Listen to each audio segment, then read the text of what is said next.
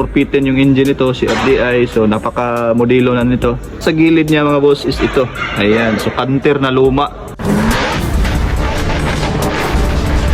Hey, what's up mga boss? Manang araw sa lahat. So yun, sana nasa mabuting kalagayan kayo. Ayan, so ngayon mga boss, ang pag-uusapan natin ngayon is about sa bagong mga modelo saka mga lumang modelo. Insights ko lang, my own experience dito sa Japan.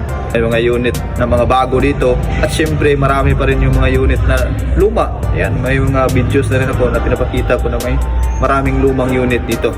Ayan, so ito ipapakita ko ang dalawang comparison ng the same brand pero magkaibang unit or modelo. Ayan, dito sa tagiliran ko, makikita natin is Canter. Ayan, Canter Fuso. Ayan, so Fuso Canter Mitsubishi. Ayan, so 4-pitin ng makina.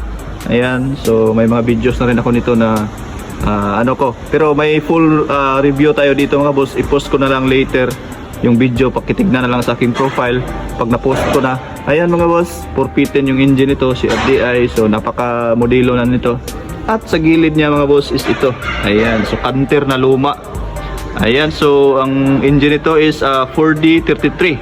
So napaka legendary na niya mga boss. May mga ginagamit na ICER, mga delivery van sa Pilipinas. Ito ang ginagamit. So ang capacity nito is the same lang.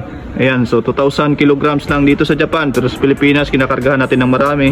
At ito rin is 2,000 kilograms lang din. Ayan, in comparison sa dalawa mga boss. Ayan, so yung unit na yan is halos all mechanically yung engine. At dito naman is napakaraming electronic na nakakabit mga boss. At ang year model nito mga boss is 1996. So I think 27 years na ang sasakyan na to. At ito naman is 2016 na model. Ibig sabihin 7 years na ang unit na to. Ang odo nito is 100k plus, 109 ata. Tapos yung isa is 200k plus pa lang yung takbo dito. Ito is 100k plus. 20 years yung agwat nila mga boss. Pero ayan, goods na goods pa yung andar niyan. 4D33, napakatibay. At ito maraming sensors mga boss. Hindi pa natin alam ang mga troubles nito. Yan, after mga ilang years. So far wala pa namang troubles to mga boss.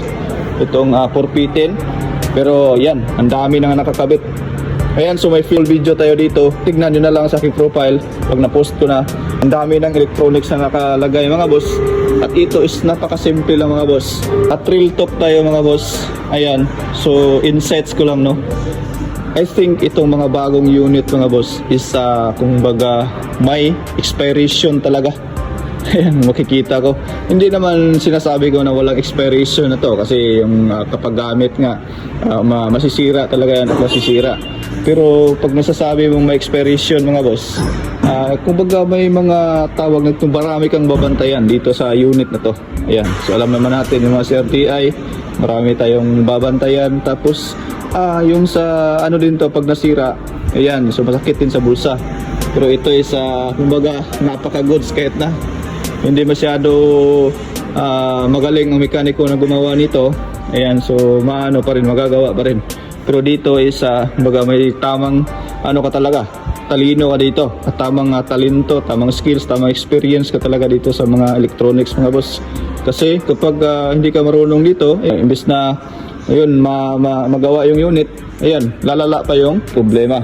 Ayan, dito naman mga boss, napaka goods talaga. Ito talaga yung ano, kumbaga ma-recommend ko rin sa mga ano kahit luma na to. Pero napaka goods ang performance nito when it comes to durability talaga mga boss. Ayan. At ito naman bagong unit mga boss. So ang advantage ng mga bagong unit mga boss like this, ito is mabilis tumakbo. Ayan, alam naman natin ng mga CRDI, mabilis tumakbo. Ikalawa is matipid.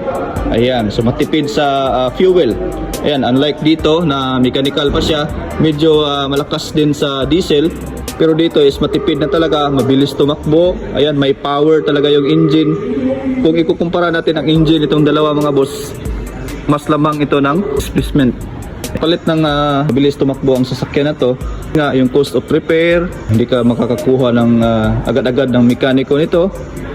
Pwera na lang kung may mga expert na sa malapit sa inyo. Ayan mga boss.